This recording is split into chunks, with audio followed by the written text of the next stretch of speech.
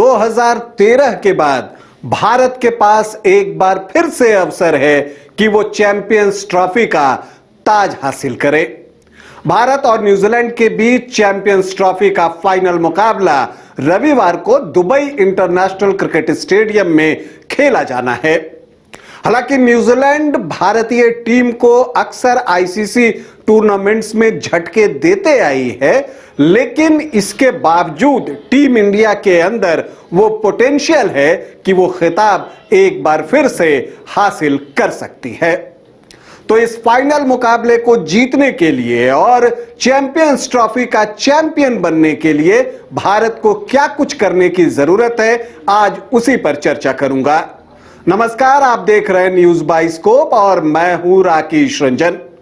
Champions trophy का final मुकाबला रविवार को खेला जाना है, जिसमें भारत और न्यूजीलैंड की टीमें आमने सामने हैं। चैंपियंस ट्रॉफी में भारत और न्यूजीलैंड की टीम जहां तक फाइनल की बात है, इससे पहले एक बार भिड़ी है। यह साल 2000 की बात है और तब न्यूजीलैंड ने भारत को एक थ्रिलिंग मुकाबले में पराजित कर दिया था। और आपको बताऊं कि 2 गेंद पहले वो जीत न्यूजीलैंड ने हासिल की थी। क्रिस केन्स ने शानदार शतक लगाया था और भारत के मुंह से जीत को निकाल लिया था। तो भारत के पास 25 साल बाद उस हार का हिसाब चुकता करने का मौका आया है। तो इस मौके को भारत को जाया करने की जरूरत नहीं है। तो टीम इंडिया क्या कुछ करे? देखिए, अगर इस चैंपियंस ट्रॉफी में भारत की कमजोरी की हम बात करें तो एक कमजोरी जो हमें दिखी है वो ये है कि भारत की ओपनिंग पार्टनरशिप जो है वो उस तरह की नहीं हो रही जिस तरह की आमतौर पर रोहित शर्मा और शुभमन गिल के बीच होती रही है पास्ट में। तो एक अच्छी शुरुआत की जरूरत टीम इंडिया को है, क्योंकि अगर एक अच्छी शुरुआत मिल गई मतलब कि 80 से 100 रनों की ओपनिंग पार्टनरशिप हो जाती है, तो फिर बाद में आने वाले बैटर्स के लिए काम थोड़ा आसान हो जाएगा। तो इसलिए अगर भारतीय टीम को फाइनल मुकाबला जीतना है तो कप्तान की भूमिका बेहद महत्वपूर्ण है और साथ ही उप कप्तान को भी अपनी जिम्मेदारी निभानी है।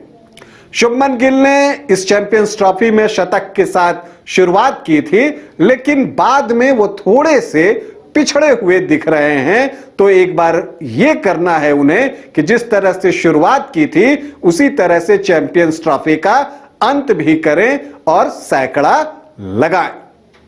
अब अगर हम बात को आगे बढ़ाते हैं कि भारतीय टीम को और क्या कुछ करने की दरकार है, तो देखिए एक और चीज है कि जो मिडिल ओवर्स होते हैं वहां पर भारतीय टीम ने इस चैंपियनशिप में अब तक बेहतर किया है, लेकिन डेथ ओवर्स में पहले बल्लेबाजी करते हुए टीम इंडिया को एक्सप्लोड करना होगा। मतलब जो आखिरी 10 ओवर होते हैं उसमें कम से कम 80 रनों की दरकार है। तो वैसी परिस्थिति में अगर आप पहले 40 ओवर में 200 तक पहुंचते हैं तो आपका स्कोर 280-85 के आसपास पहुंच जाएगा, जो दुबई में एक अच्छा स्कोर कहा जा सकता है।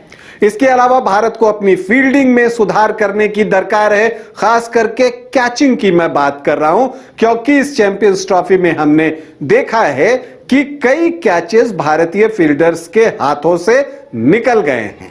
तो आप वो जोखिम मोल नहीं ले सकते और चैंपियंस ट्रॉफी के फाइनल में टीम इंडिया से हम अच्छी फील्डिंग की उम्मीद कर रहे हैं और यहां पर सुधार की जरूरत सभी को दिख रही है। इसके अलावा अगर आप फाइनल जैसा मुकाबला जीतना चाहते हैं तो मेंटली स्ट्रांग होना बहुत जरूरी है और वो इस टीम इंडिया के खिलाड़ियों में दिखता भी है। तो अगर ऐसा सब कुछ हो जाता है तो टीम इंडिया के पास अवसर है कि 2013 के बाद एक बार फिर से वो चैंपियंस ट्रॉफी का ताज हासिल करे। टीम इंडिया को हमारी ढेरों शुभकामनाएं। अभी आपसे अनुमति चाहूंगा, इजाजत दें, नमस्कार।